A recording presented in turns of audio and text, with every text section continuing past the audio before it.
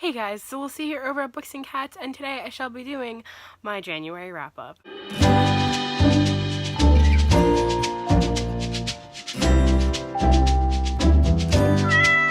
It is the middle of February. I am very late putting this up, but I had a lot of crazy crap happen. I had wanted to pre-film before I went on vacation at the end of January.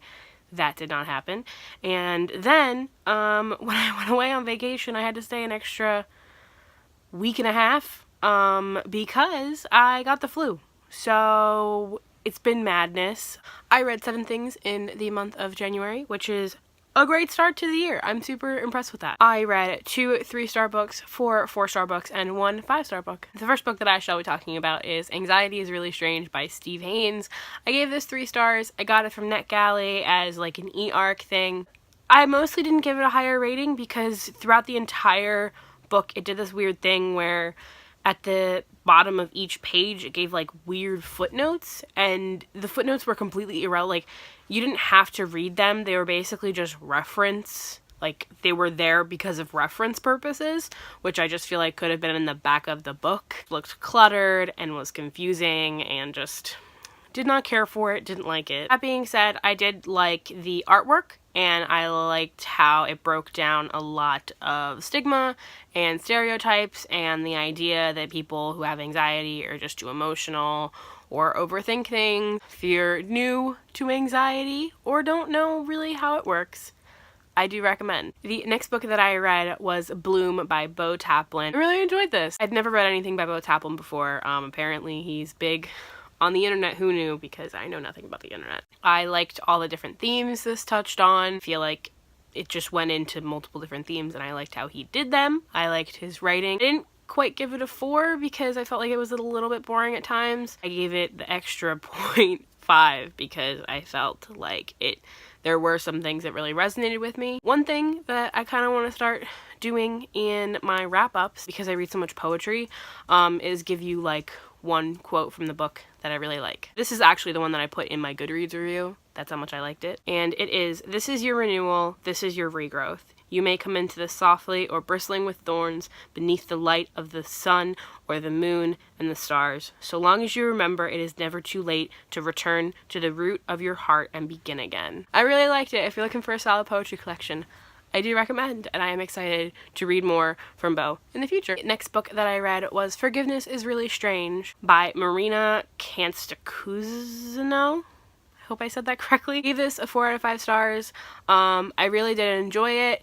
It's the same as Anxiety is Really Strange. Basically a graphic novel about forgiveness, and I just really enjoyed this. I thought it approaches the subject of forgiveness, which is intimidating to me personally. I thought that it did it in a less intimidating way. I really liked the artwork again. I thought it was good. I liked how much it went into the process of forgiveness. Like, that's not really something that gets talked about a lot. I really liked how it included quotes from actual people on forgiveness.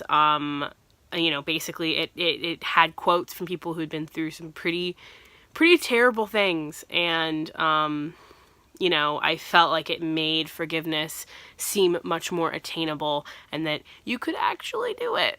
Because I feel like a lot of times, you know, forgiveness just feels like it's impossible. But having those quotes from real people who had been through some stuff, I felt like made it seem like, okay, if they can do it, then maybe so can I. The next book that I read was a manga classics, Jane Eyre by Stacey King. Well, it was like translated by Stacey King, but this was so good. It was so good. I really loved it. Basically, it's a manga version of Jane Eyre, and I freaking loved it. I've had it since like November, and I was like finally like, okay, it's probably time to read it now. I did, and I loved it. When I got to certain parts of the story, because Jane Eyre is one of my favorite storylines ever. When I got to certain parts of the story, I actually was like so in love and like forgot, because I hadn't like read or watched an adaptation in a really long time, remembered my love for the story so much, and how hardcore of a fangirl I am for Jane Eyre. Like me, who read Jane Eyre years ago, kind of want a little bit of a refresher course, want to get back into the story, but don't necessarily want to watch an adaptation. I really recommend this. It was great. Do recommend. And on to the one book that I read that was actually on my TBR, my physical TBR, and wasn't a NetGalley book. Yeah, it wasn't a good month for my TBR. The Scattering by Kimberly McCreight. If you saw my last book haul, you saw that I just hauled this. And of course, after I did that, I did a trade on Twitter, and I got the ARC. So now I have both, and I just love this series so much. If you're not familiar with this series, a lot of people haven't read it, but it's basically a thriller series by Kimberly McCreight. I really, really like it, really enjoy it. Obviously, I'm not really gonna go into anything that happened in this because, spoilers, I gave this 4 out of 5 stars. I am pumped to read the third book.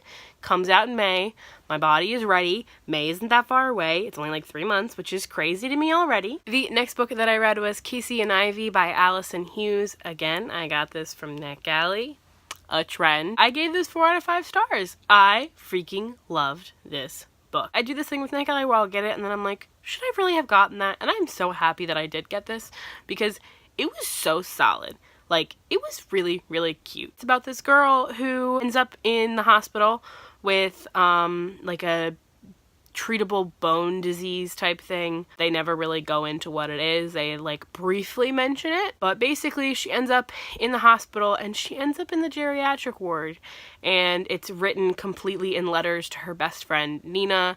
And it's just really cute. It's really, I thought it was really fun. I thought it was such a sweet book. I just thought it was so sweet. I read it and I was like, aw, that was really cute. The one thing that was a little off-putting, I would say, is this book is drawn from the author's own personal experience of when she was a kid being in the hospital with basically the same thing. So that kind of made sense, but like some of the medical things that happened were weird. It just didn't really make any sense in this current, like the 21st century, basically. Like there's a scene where she gets put like in a bathtub and I'm like, that's really weird. And then like she gets like left in the bathtub with like her IV in her arm, just like, you know, like not wrapped or anything, which just doesn't happen. Like if it's nowadays, that would never happen. Like your IV would get wrapped, then you would, you know, most likely have somebody nearby while you're taking like a shower usually. So it was just kind of weird, like stupid stuff like that, where unless you have done it, you don't know. Then once I found out that it was from her own personal experience, I was like, okay, that makes sense. I thought that the main character learned a lot. I thought being in the geriatric ward taught her a lot and kind of showed that she came away from the experience with something and with more understanding. And I just really loved how her character was so open to things.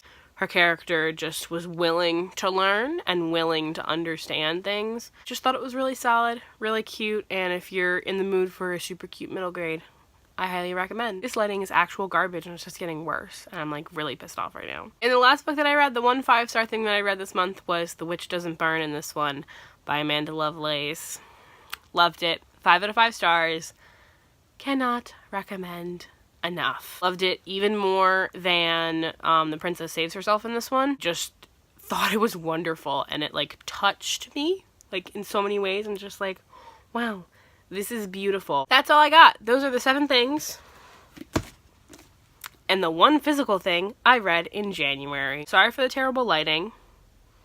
Just trying to get content out here. Let me know down below if you read any of these things, your thoughts on them, and all that jazz. Hope you guys enjoyed this video, and I hope I shall see you in the next one. Bye.